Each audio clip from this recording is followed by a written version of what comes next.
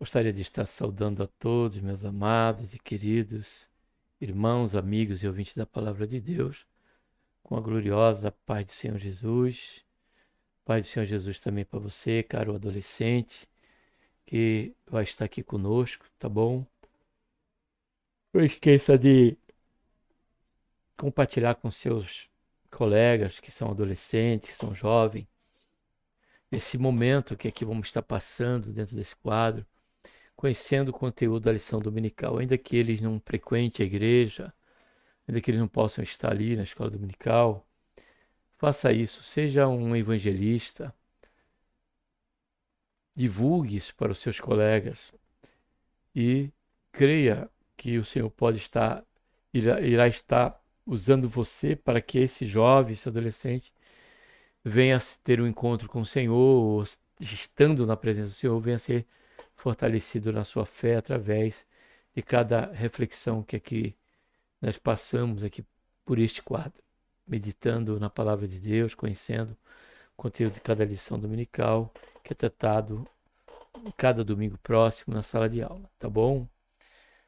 Sejam bem-vindos todos aqui no canal, a Ele seja a honra, a glória e o louvor, e também nossa gratidão por tudo quanto o Senhor tem feito em nossas vidas.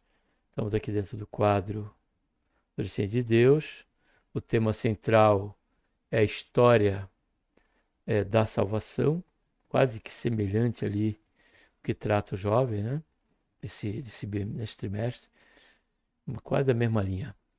Aqui no caso do adolescente, a história da salvação, né? Nós vemos aí, eu gosto de sempre frisar isso, né?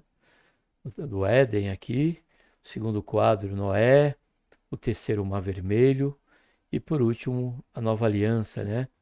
A salvação permanente, né? Pela qual se efetuou ali, cumprindo, né? E sendo ele o clímax dessa história da salvação. O tema oportuno, lição número 4, vamos estar tratando aí uma promessa, uma esperança. Para tanto, vamos estar orando, tá bom?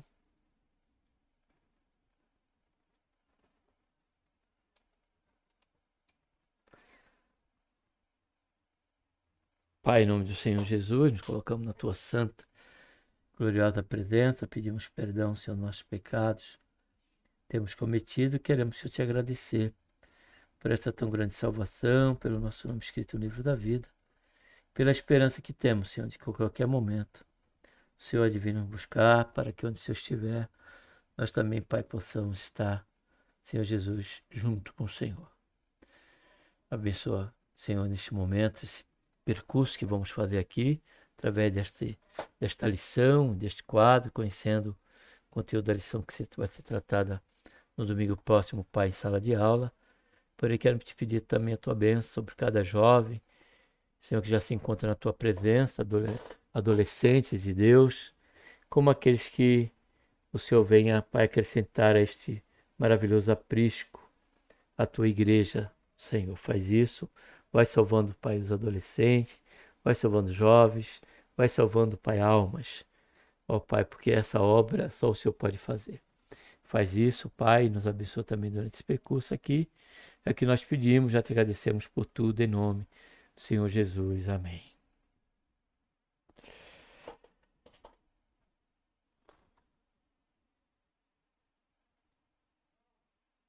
Tá abrindo aqui para o PowerPoint.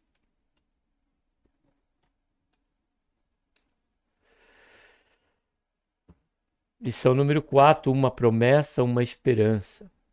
A mensagem diz: todos os profetas falaram a respeito de Jesus, dizendo que os que creem nele recebem por meio dele o perdão dos pecados. É claro que, dado o fato do tema, né, o Senhor Jesus já era parte, né, de uma promessa, de uma realização profética do próprio Senhor, próprio Deus, né, para que eu e você pudéssemos ter essa esperança, né, de ter não só nosso perdão perdoados, mas a esperança da vida eterna com o Senhor Jesus Cristo. Então é nessa linha, provavelmente, não conheço o conteúdo, estou conhecendo aqui com você, cara adolescente, nesse momento, mas eu creio que será nessa linha aí. Vamos prosseguir. Vamos descobrir. Você sabia que o nascimento de Jesus foi planejado por Deus no mínimo detalhe?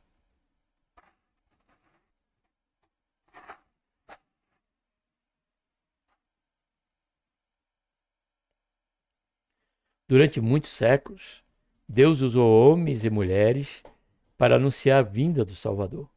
Ao longo do Antigo Testamento, podemos ver dezenas de profecias específicas sobre o nascimento, a vida e obra do Messias, e todas se cumpriram em Jesus. Você sabia disso? Hoje vamos conhecer alguma dessas profecias. Deixa eu só. Pronto, já arrumei aí, tá bom? O texto. Deixa eu só mudar aqui. Pronto, já arrumei aí, tá bom? Então, você sabia disso? Ao longo do Antigo Testamento, podemos ver dezenas de profecias específicas sobre o nascimento, a vida e obra do Messias. Todas se cumpriram em Jesus. Você sabia disso? Hoje vamos conhecer alguma dessas promessas, profecias. Porém, é bom entendermos e lembrarmos das palavras do Senhor Jesus, que a Bíblia, Jesus, ele é a espinha dorsal das Escrituras. Nós vemos isso nas próprias palavras de nosso Senhor Jesus, quando em João, capítulo 5, versículo 39, o Senhor nos diz assim, ó, disse ele ao judeu, né? Na verdade, quando estava ali pregando, ele disse: examinai as Escrituras, porque julgai ter nelas a vida eterna. Ó, e são elas que dão testemunho de mim. Então, as Escrituras são as profecias, né? E elas dão testemunho, né, de Jesus, do Senhor Jesus. Então, ou seja, o Senhor Jesus, ele é o centro, é a espinha dorsal das Escrituras. Leitura bíblica, Gênesis 3, 14 e 15, Isaías 7, 14 e também 9, 6. Então o Senhor Deus disse à serpente: por quanto fizeste isso, maldita serás tu, dentre todos os animais domésticos e dentre todos os animais do campo. Sobre o teu ventre andarás e pó comerás todos os dias da tua vida. Por inimizade entre ti e a mulher, entre a descendência e a sua descendência. Essa te ferirá a cabeça e tu lhe ferirás o calcanhar. Logo, aqui Deus já estava dando aí, né, deixando claro, né, algo que iria futuramente estar acontecendo, e essa semente da mulher se refere justamente ao Senhor Jesus. Isaías 14 diz: portanto, o Senhor mesmo vos dará um sinal. Eis que uma virgem conceberá e dará à luz um filho, e será o seu nome Emanuel. Isaías 9,6 diz: porque o menino nos nasceu, natureza humana. Um filho se nos deu, natureza divina. E o governo estará sobre os seus ombros. Seu nome será maravilhoso, conselheiro, Deus forte, Pai eterno, príncipe da paz. Se referenciando aí, né, ao Senhor Jesus. Primeiro ponto, uma grande promessa. Promessa no Éden. Depois que Adão e Eva pecaram, houve muita expectativa sobre o que Deus faria. Será que ele destruiria o primeiro casal? Deus tinha dito que, se comesse da fruta proibida, morreriam. Porém, ao invés disso, o Senhor fez a promessa da vinda do Salvador. Ele disse que o ventre da mulher seria o canal para dar uma semente ao mundo. um bebê, queria esmagar a cabeça da serpente. Diante dessa palavra, uma luz acendeu na escuridão da desesperança humana. Então, Deus ali não desistiu do seu plano, né? Mas ele apontou um horizonte em que esta promessa nos traria, né, a esperança, né, real para a humanidade com respeito ao retorno da comunhão do Senhor. Exceto que aqui Adão não morreu, eles não morreram fisicamente, mas morreram espiritualmente. Porque dali eles foram expulsos do jardim e o próprio Paulo, escrevendo a Efésios, capítulo 2, versículo 1, diz que nós estando nós mortos em nossos pecados. Essa morte que Paulo referencia ali em Efésios é justamente a primeira morte que sofremos, a espiritual. Porém, observamos no capítulo 5 de Gênesis, né, que houve a questão da morte física, dentro ali da genealogia de Adão. Segundo tópico, as promessas feitas a Abraão. Com o passar do século, Deus chamou Abraão, lhe prometeu um território e um filho. A partir dele, Deus formou um povo com o propósito de trazer o Salvador. O plano de Deus para o mundo perdido estava firme, apesar dos muitos pecados da humanidade. Isso aí, né, acentuando aí, ou colocando, englobando aí a todos eles. Abraão, ainda que a promessa foi feita, ele falhou, e por aí os demais, Davi falhou, todos os demais falharam. Porém, a palavra do Senhor, a promessa do Senhor, ela se cumpriu no Senhor Jesus. Isso porque todas as promessas em Deus, elas são sim, diz o apóstolo Paulo.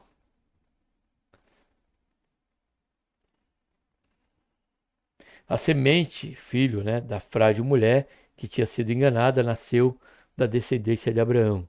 Deus havia prometido ao patriarca que por meio dele os povos da terra seriam abençoados. Terceiro tópico, a promessa e os profetas. O último dos profetas do Antigo Testamento também falou sobre o aparecimento do Messias, comparando tal episódio ao nascimento do sol. Mas para vós que temeis o meu nome, nascerá o sol da justiça, e salvação trará debaixo das suas asas. Aí, o último profeta do Antigo Testamento, né, Malaquias, capítulo 4, versículo 2.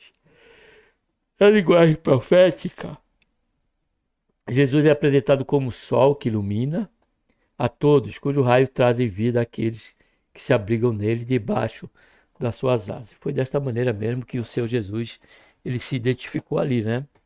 Ele disse que seria ele a luz, né?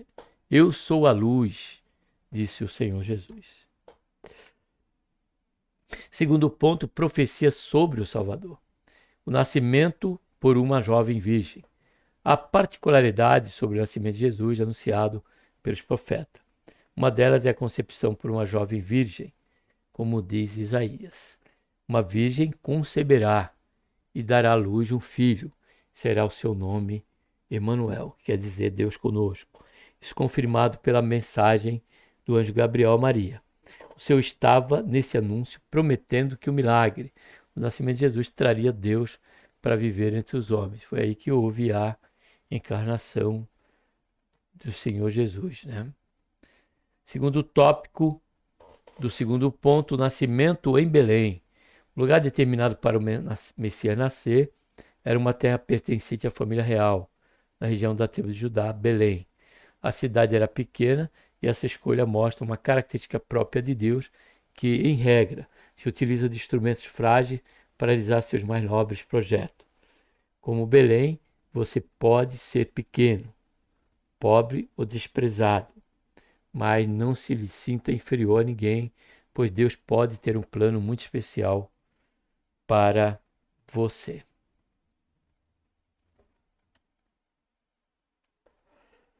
Terceiro tópico, homem de dores. Havia uma promessa curiosa sobre o Salvador. Sua vida viria aparentemente controversa. Seria um rei eterno, próprio Deus entre os homens, mas sofreria muito nesta vida. a tal ponto de receber o título de homem de dores. Ele seria um rei vencedor, mas ao mesmo tempo sofredor. Sofredor? Ele seria um rei vencedor, mas ao mesmo tempo sofredor? Incompreensível para alguns. Mas Jesus explicou: meu reino não é deste mundo. Ou seja, todo o sofrimento do Senhor Jesus já estava catalogado pelos viés proféticos, né, da palavra de Deus, né? É verdade essa que o próprio Senhor Jesus, diante dos discípulos, não uma só vez, declarou que ele haveria de ser entregue e haveriam de crucificá-lo. E os discípulos não entendiam isso, porém era a palavra de Deus que haveria de se cumprir na vida do Senhor Jesus. Por quê? Porque ele seria o nosso substituto, cara adolescente. Ele iria sofrer as consequências que seriam para que nós viéssemos a sofrer, da perdição eterna e do sofrimento eterno, desta separação. Isso o Senhor Jesus sentiu, sofreu, né? Teve o seu sofrimento, a sua dor, porém, em meio a ela, ele mesmo disse, ele mesmo declarou: Labá, lamá, lamá, sabactane.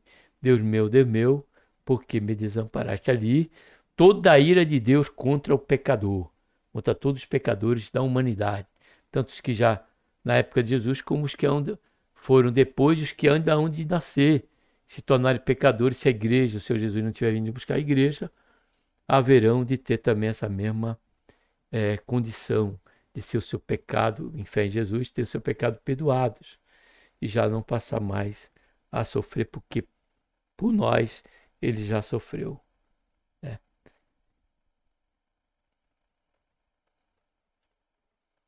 Terceiro ponto, que é o mesmo final, provavelmente ficaremos só mesmo no conteúdo, né? Que está bem claro, né? O subponto, uma grande esperança. A luz brilhou. A promessa da vida do Messias traduzida pelo profeta Isaías como fato de uma forte luz brilhar nas trevas. A chegada de Jesus marcou um lindo despertar espiritual para o mundo, quando o entendimento das pessoas começou a ser transformado pelo Espírito Santo. Já no começo da história da igreja, em Atos, vemos milhares de pessoas sendo convencidas pelo Espírito a alcançar a salvação. A luz de Deus era, era e é muito forte.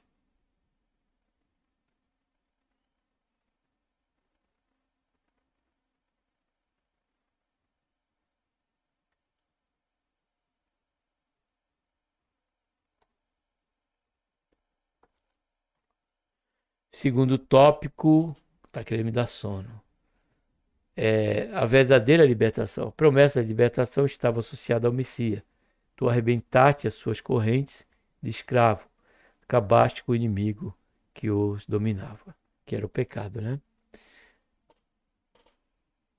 Por isso que Paulo lhe dá aquele brado: onde está, ó pecado, o teu aguilhão? Onde está a morte, o teu aguilhão? Que era o pecado. Jesus veio para desfazer esta obra. Esta obra foi do diabo, mas o Filho de Deus se manifestou para desfazer esta obra. Jesus trouxe a esperança de restauração ao mundo perdido. A fonte de todo o problema de Israel e do mundo não era uma subjugação política do Império Romano, mas do império do mal e do pecado. Jesus veio fisicamente a este mundo, campo da batalha do pecado, para destruir as obras do mal. O mal foi humilhado na cruz do Calvário. Agora os homens podem ter liberdade para servir ao Senhor. Diz a Bíblia que o Senhor Jesus, ele pregou, né? Cravou ali na cruz a cédula que era contra nós. Louvado seja, engrandecido seja o nome santo do Senhor. É bom entendermos que Jesus veio para restaurar, né, ao mundo perdido. Veio restaurar o mundo no que diz a uma expectativa de um novo relacionamento com Deus e em plenitude, e não em pecado. O nascimento de uma criança.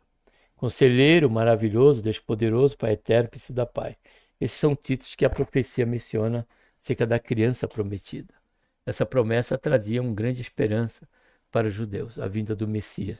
Felizmente, até hoje, Israel não reconheceu Jesus como Messias. Um dia, porém, os olhos espirituais dos judeus serão abertos e eles reconhecerão o tempo de sua visitação e abrirão o coração para o príncipe da paz. Então, esta grande esperança, ele era justamente o Messias, né? O Senhor Jesus.